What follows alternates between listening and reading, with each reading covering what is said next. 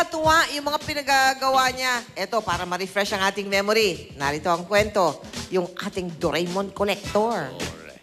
Pusa na walang buntot at tenga, asul ang kulay niya. Meron din ako mga mahiwagang bagay na pwedeng ipamigay. Kakaiba, pero cool. Siya si Doraemon, ang robot na kinahuhumalingan ng isang engineer. That's me! At ito ang mahiwagang mensahe!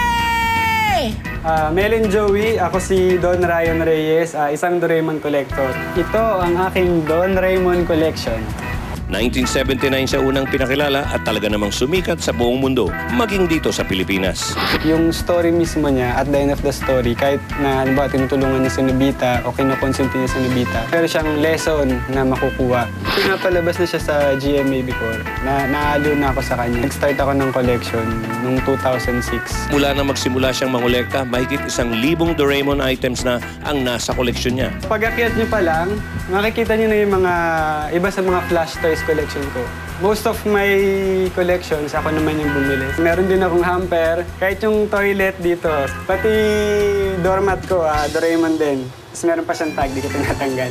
Patikim pa lang yan dahil kapag pumasok ka na sa kwartong ito, bubulaga sa iyo ang mga samut-saring Doraemon items. So, ito na yung room na kinonvert to entertainment room and dito rin nakalagay yung mga collections ko. Starting dito sa PC ko, ito yung mga collection ko ng mga square type na Doraemon.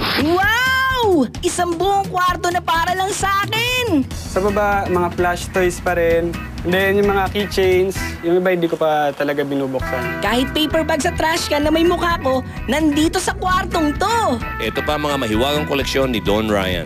Ito yung mga sweets or mga candies na Tapos ito yung favorite food ni Doraemon. Ito yung dorayaki. Alam na alam mo ang paborito ko, ha? Ito ko is Doraemon. Yung bed is Doraemon. And then this is one of my biggest Doraemon.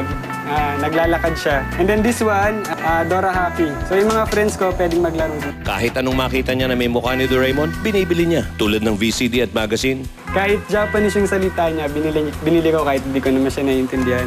Huwag kang mag-alala doon. Tutulungan kita sa pagbabasa niyan. Meron din siyang lunchbox, dinner set, hygiene set, school items tulad ng bag, notebook, ballpen, at highlighter. Pinaka-expensive ko naman would be this one and this one. I think this one binili ko before about 3,000 to 4,000 siya nung time na yon. Kasi ano sila, die-cast Doraemon sila. Minsan, pikit mata ko na lang siyang binibili. Tingnan nyo naman at gayang-gaya ko. Meron din siyang mahiwagang bola. Meron din siyang sticker maker. At meron ding smallest at biggest Doraemon replica ako. Kahit ang mga karakter na kapatid ni Doraemon, meron si Don. Ipinakikilala ko sa inyo si Dorami, ang aking kakambal. Kumpleto ang buong barkada. Hindi rin niya pinalalampas ang Doraemon t-shirts at boxer shorts. Aba, masarap din pala akong isuot. Sa dami ng koleksyon ni Don, eto at tinutulungan pa siya ng mga kaibigan niya upang ayusin lang ang koleksyon. Ganyan ang mga magkakaibigan.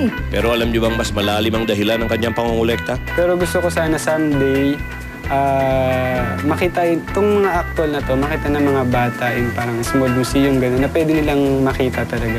Tingnan niyo naman at hindi siya nahihiyang makipaghabulan sa kanyang Doraemon. Hintayin mo ako doon! Teka, may maganda bang idinudulat si Doraemon kay Don? Tito Joey, gaya ng mga kwento ko, isang magandang bagay ang dala-dala ko parati kay Don. Kasi di ba karamihan ng Doraemon is nakasmile siya. Pag nakikita mo sila parang, cheer up ka naman dyan. Kaibigang Don, ano ang iyong mahiwagang mensahe? Tita Mel, Tita Joey, yan po ang aking mga collection. Sana po ay nagustuhan ninyo. Paalam! Yay! Salamat!